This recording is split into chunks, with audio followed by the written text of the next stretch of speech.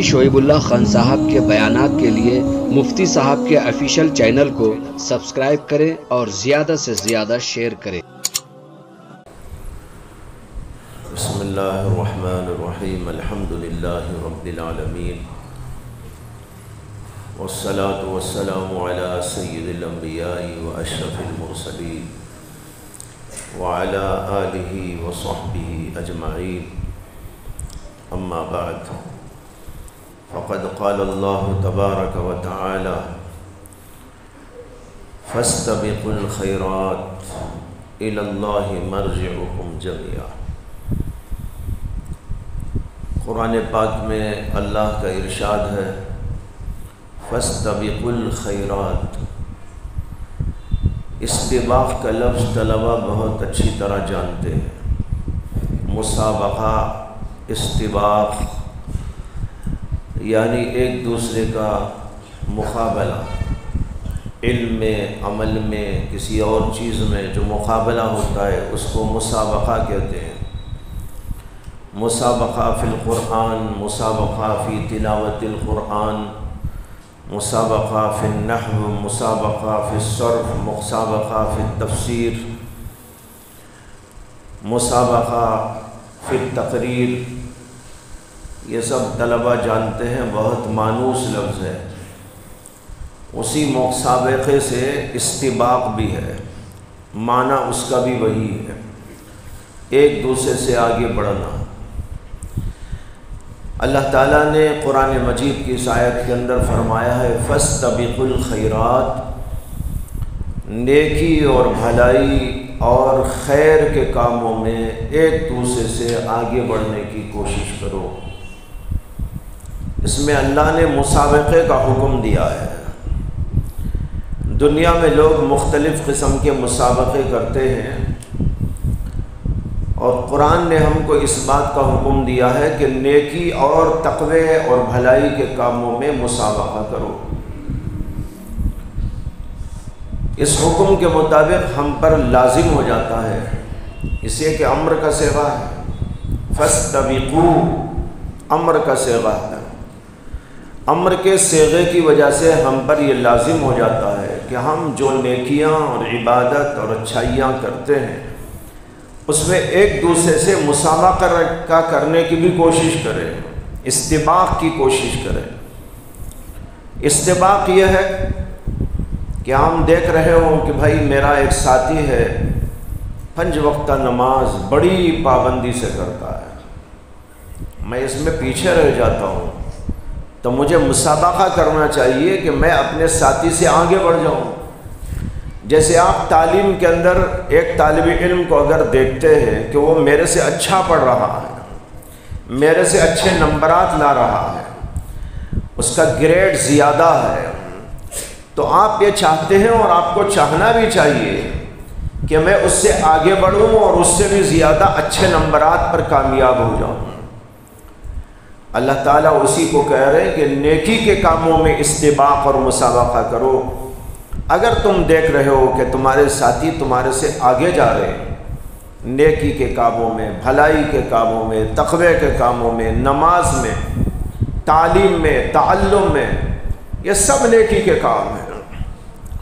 تعلیم بھی بہت اہم نیکی کا کام ہے۔ حفظ کرنے والے حفظ کر رہے تو وہ بھی بہت نیکی کا کام ہے۔ اسی طرح نماز ہے، اسی طرح اور عبادتیں ہیں، نیکیاں ہیں۔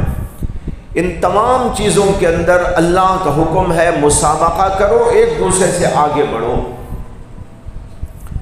اس کے مطابق ہم پر ضروری ہو جاتا ہے کہ ہم اس سلسلے میں توجہ کریں، لیکن عام طور پر طلباء کی توجہ یہاں تک آ کر محدود ہو جاتی ہے کہ ہم نمبرات میں آگے بڑھ جائیں۔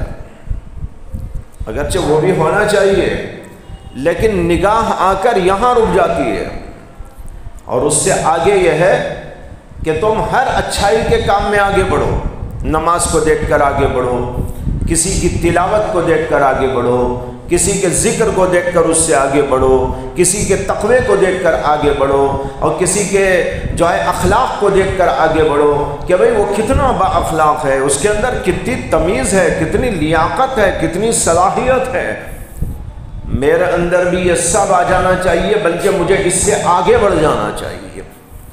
یہ ہے اللہ کا حکم، لیکن اس میں ہم لوگ بہت کوتاہی کرتے ہیں، اور ہم لوگوں کو چاہیے کہ ہم نیکی کے کاموں میں آگے بڑھنے کے لیے سب سے پہلے اپنے آپ پر غور کریں کہ ہم میں کمیاں کیا ہیں۔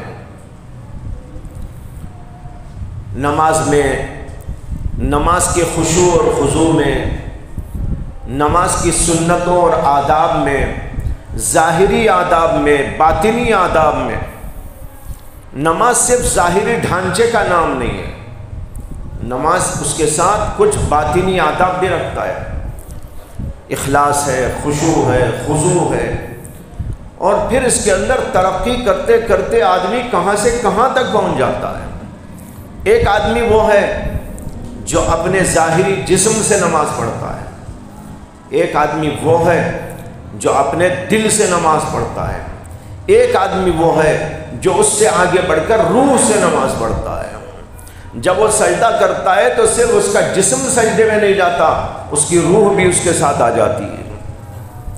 یہ بہت آگے کا مقام ہوتا ہے، لیکن ہم تو کم از کم اپنی ظاہری عبادت ٹھیک کریں، ظاہری عبادت کو ٹھیک کر کر پھر اس کے آگے جو باطنی آداب ہیں، باطنی چیزیں ہیں، اس کو حاصل کریں۔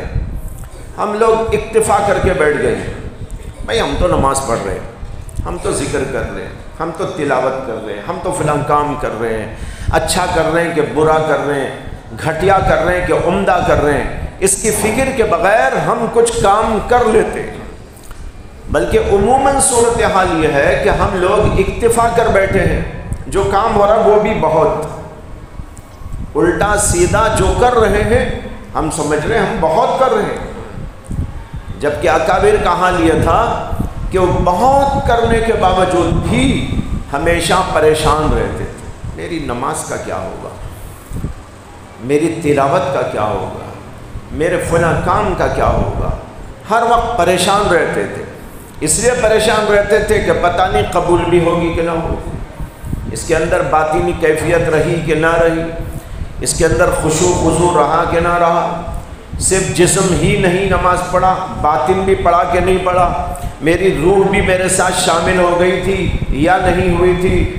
یہ سوچ سوچ کر وہ فکر مند ہو جاتے تھے، اس فکر مندی سے وہ آگے بڑھ گئے، اور ہم اپنی بے فکری سے پیچھے ہو گئے۔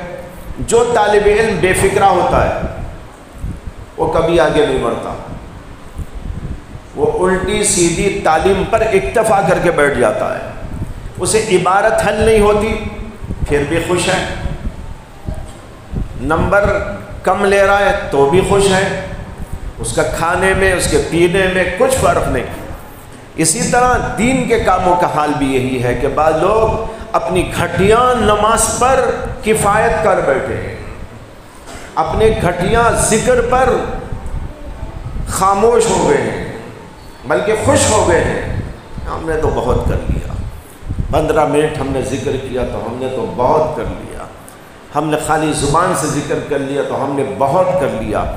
یہ آج ہمارا حال ہو گیا، اس کی وجہ سے ہماری ترقی رک گئی ہے۔ ترقی کے رکنے کا سبب کیا ہے؟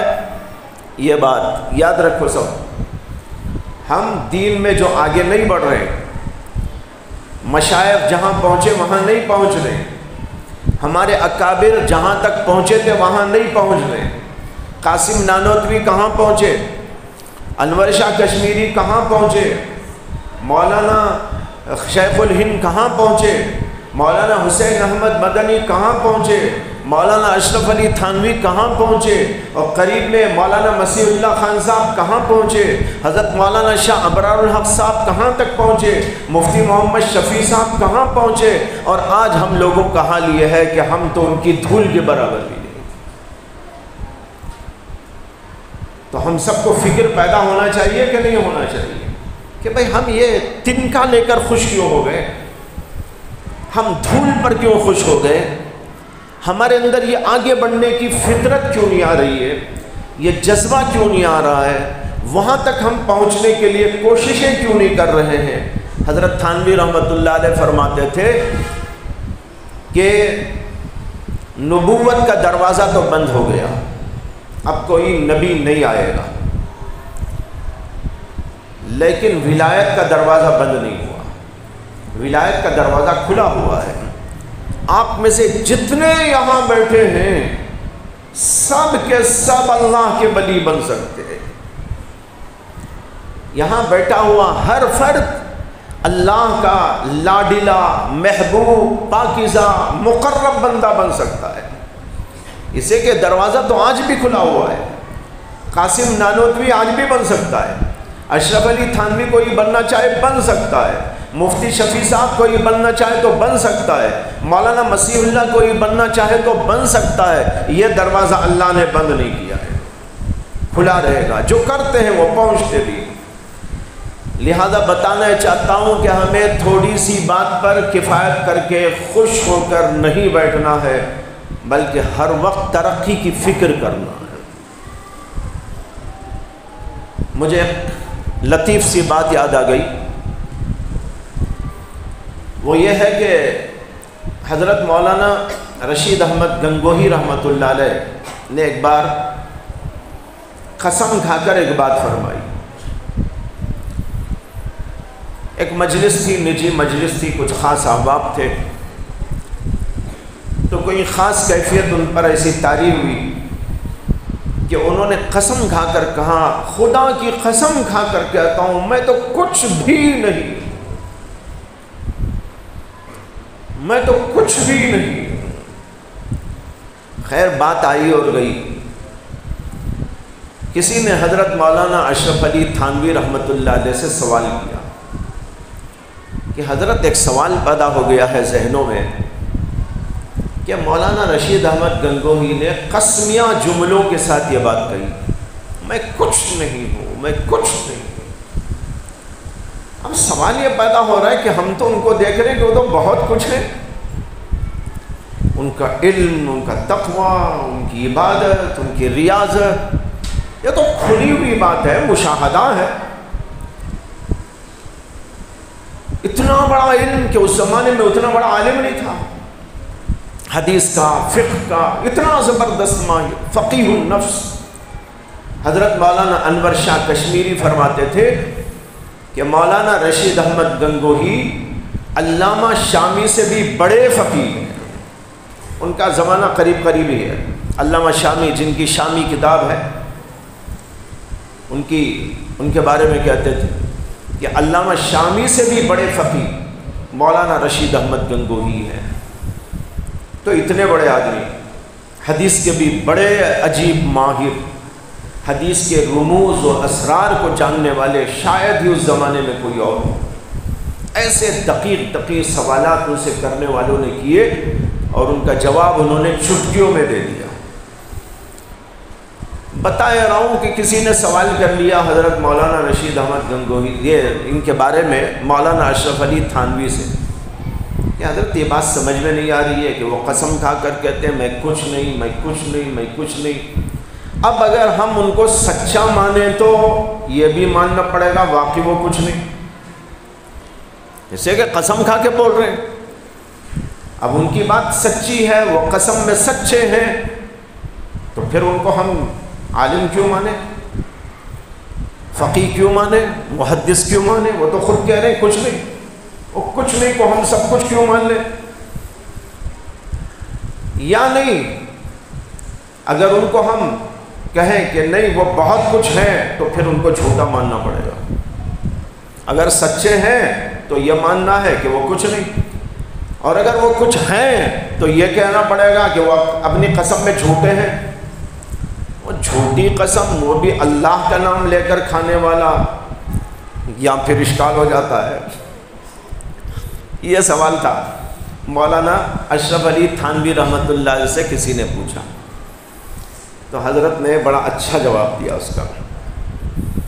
انہوں نے فرمایا کہ بھائی دیکھو، ولایت کے جو درجات ہیں وہ بے انتہا ہیں،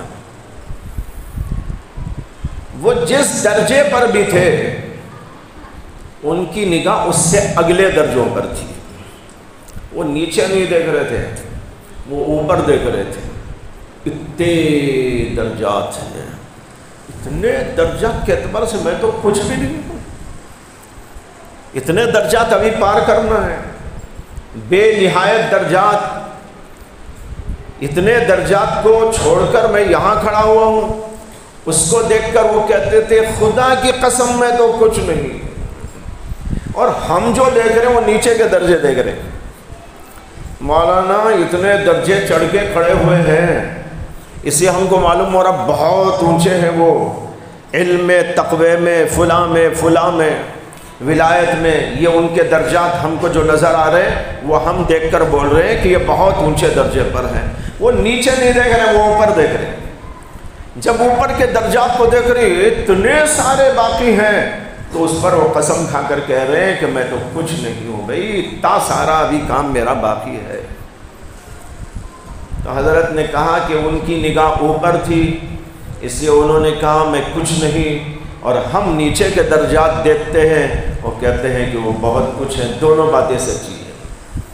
یہ واقعہ اس لیے یاد آیا کہ یہ بتانا چاہتا ہوں کہ ہمارے بزرگوں کی نظر ہمیشہ اوپر تھی، یہ دیکھتے تھے یہ کام کرنا ہے، یہ کام کرنا ہے، نماز میں یہ حال ہونا ہے، روزے کا یہ حال ہونا ہے، ذکر و تلاوت میں یہاں تک پہنچنا ہے۔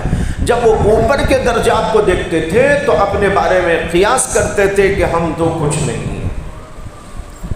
اگر ہم نے بھی ایسے ہی کام شروع کر دیا اور ہمیشہ فکر مند رہے کہ آگے بڑھنا ہے، آج کے سجدے کی حالت اور کل کے سجدے کی حالت میں فرق ہو جائے، آج کے رکوع کی کیفیت اور کل کے رکوع کی کیفیت میں فرق آ جائے، آج کی تلاوت کے انداز میں اور کل کی تلاوت کے انداز میں فرق آ جائے، کہ کل ہم نیچے تھے آج ایک سیڑھی اوپر، نماز پڑھے تو وہ کیفیت طاری ہونا شروع ہو جائے۔ ابھی آپ سوچ کر چلیے کہ آج میں نے ایسی نماز پڑھی ہے، مجھے ایسا کرنا ہے، آگے بڑھنا ہے، میرے رکوع میں فرق آنا ہے، میرے کھڑے ہونے میں فرق آنا ہے، میری توجہ میں فرق آنا ہے، میری تلاوت میں فرق آنا ہے، ہر چیز کے اندر فرق آ جانا چاہیے۔ یہ سوچ کر جب آگے بڑھیں گے یہ ہوگا عمل فاستبقوا الخیرات، نیکی کے کاموں میں استباق کرو، آگے بڑھو۔ اس طرح آپ لوگوں کو آگے بڑھنے کی کوشش کرنا چاہیے۔ غالباً رومی کا شعر ہے، جلال الدین رومی کا، بر دل سالک ہزارہ غم بوت، بر دل سالک ہزارہ غم بوت، گر زباغ دل خلال کم بوت۔ عجیب بات کہی انہوں نے، اللہ کے راستے میں چلنے والے سالک پر غم کے پہاڑ ٹوٹ پڑتے، اس کے دل کے اوپر غم کے پہاڑ ٹوٹ جاتے ہیں جب وہ دیکھتا ہے کہ دل کے باغ میں سے ایک کاڑی بھی کم ہو گئی، ذرا سی کمی آ گئی۔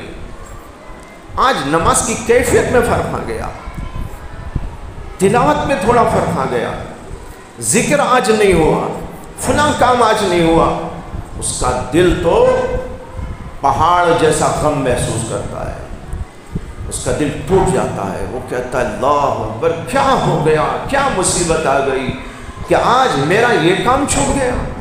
خلال کم بوت، خلال کہتے ہیں کاڑی، ایک معمولی سی کاڑی، باغ لگاتا ہے آدمی، سجاتا ہے، رکھوالی کرتا ہے، اسے سینچتا ہے پانی سے، ہر وقت اس کی نگرانی کرتا ہے، اور اس میں پھول بوٹے جگہ جگہ نظر آنے لگتے ہیں، بڑا خوب منظر ہوتا ہے، بڑا اچھا دیکھنے کے اندر یہ رونق لگتی ہے۔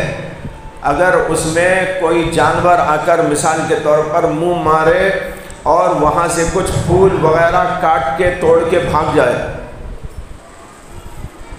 اس کے دل پر کیا ہوتا ہے ذرا سوچو۔ اللہ اکبر، کہتے ہیں میں نے کتنی پریشانی سے اسے سجایا تھا، کتنی محنت سے اس کو بسایا تھا، کس قدر اس کے پیچھے میں نے اپنا دن اور رات کی قربانی دی تھی، یہ کیا ہو گیا۔ اسی طریقے پر اللہ کے راستے میں چلنے والے کا حال ہوتا ہے، وہ نمازوں میں بے فکرہ نہیں ہو سکتا، ذکر میں بے فکرہ نہیں ہو سکتا، اپنی کسی عبادت میں بے فکرہ نہیں ہو سکتا، ہر وقت اس کی جستجو میں، ہر وقت اس کو بڑھانے کی فکر میں لگا رہتا ہے۔ اگر اتفاق سے کچھ ہو جائے، اتفاق سے، تو پھر اس کے دل کے اوپر پہاڑ جیسا غم آ جاتا ہے کہ یہ کیا مصیبت آ گئی۔ جب خلال کمبوت کا یہ حال ہو تو ذرا سوچو کہ گناہ ہو جائے تو سالک کا کیا حال ہوگا، ایک کاڑی کم ہو جائے تو اس کا حال یہ، اگر خدا نہ خواستہ اللہ کے راستے میں چلنے والے کے سے گناہ سرزد ہو جائے، غیبت کرنے لگے، جھوٹ بولنے لگے، آنکھوں کو غلط استعمال کرنے لگے، یا اور کسی برائی میں مبتلا ہو جائے، تو پھر تو کیا کہنا، روتے روتے روتے اس کا تو حال بے حال ہو جاتا ہے۔ یہ ہے بھائی فاستبقوا الخیرات کی تفسیر، کہ اس طرح ہمیں آگے بڑھنا چاہیے۔ جب آگے بڑھنا چاہتے ہیں تو فکر مندی بھی پیدا کرنا ہے، اپنے حالات کا جائزہ، اپنے حالات کے اوپر نگاہ، آج میں نے کیا کیا، صبح میں نے کیا کیا، دوپہر کو میں نے کیا کیا، تلاوت کے بارے میں میرا کیا حال ہوا، ذکر کے بارے میں میرا کیا حال ہوا، فلاں اور فلاں کام کے بارے میں کیا ہوا، ہر وقت اس کی فکر میں لگے رہے۔